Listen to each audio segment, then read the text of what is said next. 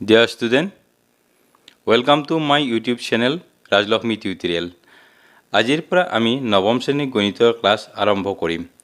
আমাৰ প্ৰথম পাঠটি হৈছে সংখ্যা প্ৰণালী, যাক ইংৰাজীত নাম্বাৰ সিস্টেম বুলি কোৱা হয়। আমি অনুশীলনী 1.1 সমাধান কৰিবলৈ যোৱাৰ আগতে পৰিমেয় সংখ্যা কাক বোলে তাক জানি লওঁ আহাচোন।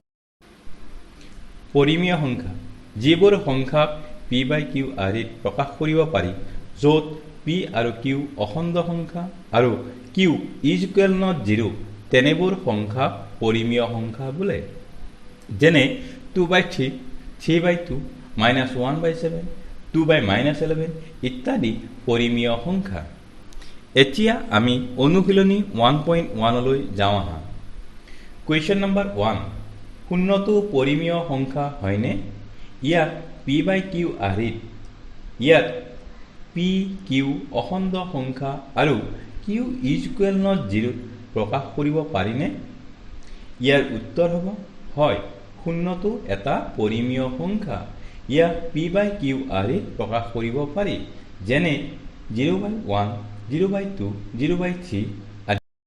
কুৱেশ্যন নম্বৰ 2, 3 আৰু 4ৰ মাজত থকা 6টা পৰিমেয় সংখ্যা উলিওৱা। 3 আৰু 4ৰ মাজত থকা 6টা পৰিমেয় সংখ্যা উলিয়াবলৈ হ'লে 3 আৰু 4ক 6 + 1 = 7 হৰযুক্ত ভগ্নাংশলৈ পৰিৱৰ্তন কৰিব লাগিব। গতিকে 3 = 3/1 × 7/7 = 21/7 আৰু 4 = 4/1 × 7/7 = 28/7। এতিয়া 3 আৰু 4ৰ মাজত থকা 6টা পৰিমেয় সংখ্যা হ'ল 22/7, 23/7, 24/7, 25/7, 26/7 and 27/7। কুৱেশ্যন নম্বৰ 3, 3/5 আৰু 4/5ৰ মাজত থকা 5টা পৰিমেয় সংখ্যা উলিওৱা। 3/5 আৰু 4/5ৰ মাজত থকা 5টা পৰিমেয় সংখ্যা উলিয়াবলৈ হ'লে 3/5 আৰু 4/5ক 5 + 1 × 5 = 30 হৰযুক্ত ভগ্নাংশলৈ পৰিৱৰ্তন কৰিব লাগিব। গতিকে 3/5 = 3/5 × 6/6 = 18/30 আৰু 4/5 = 4/5 × 6/6 = 24/30। এতিয়া 3/5 আৰু 4/5ৰ মাজত থকা 5টা পৰিমেয় সংখ্যা হ'ল 19/30, 20/30, 21/30, 22/30 and 23/30।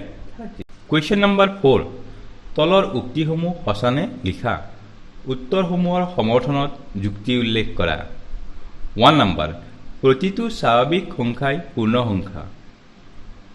সঁচা, কাৰণ পূৰ্ণ সংখ্যাৰ সংগ্ৰহটোত আটাইবোৰ স্বাভাৱিক সংখ্যা আছে। নম্বৰ 2, প্ৰতিটো অখণ্ড সংখ্যাই পূৰ্ণ সংখ্যা। সঁচা নহয়, কাৰণ অখণ্ড সংখ্যাৰ সংগ্ৰহটোত ধনাত্মক আৰু ঋণাত্মক সংখ্যাবোৰ থাকে, কিন্তু ঋণাত্মক সংখ্যাবোৰ পূৰ্ণ সংখ্যা হ'ব নোৱাৰে।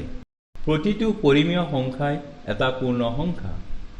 সঁচা নহয়, কাৰণ 3/5 এটা পৰিমেয় সংখ্যা, কিন্তু পূৰ্ণ সংখ্যা নহয়। মৰমৰ ছাত্ৰ ছাত্ৰীসকল, আজি মই ইমানতে সামৰণি মাৰিছোঁ। তোমালোকে বুজি পালানে? তোমালোকৰ কিবা সুধিব লগা থাকিলে কমেণ্ট বক্সত সুধিব পাৰিবা। লগতে মোৰ ভিডিঅ'টো কেনে লাগিছে লাইক আৰু কমেণ্ট কৰি জনাবা। আৰু মোৰ ভিডিঅ'সমূহ পাই থাকিবৰ বাবে মোৰ চেনেলটি ছাবস্ক্ৰাইব কৰিবলৈ নাপাহৰিবা। লগতে কাষত থকা বেল আইকনটো টিপি দিবা। সেয়েহে আজিলৈ ইয়াতে সামৰিছোঁ। Stay home, stay safe.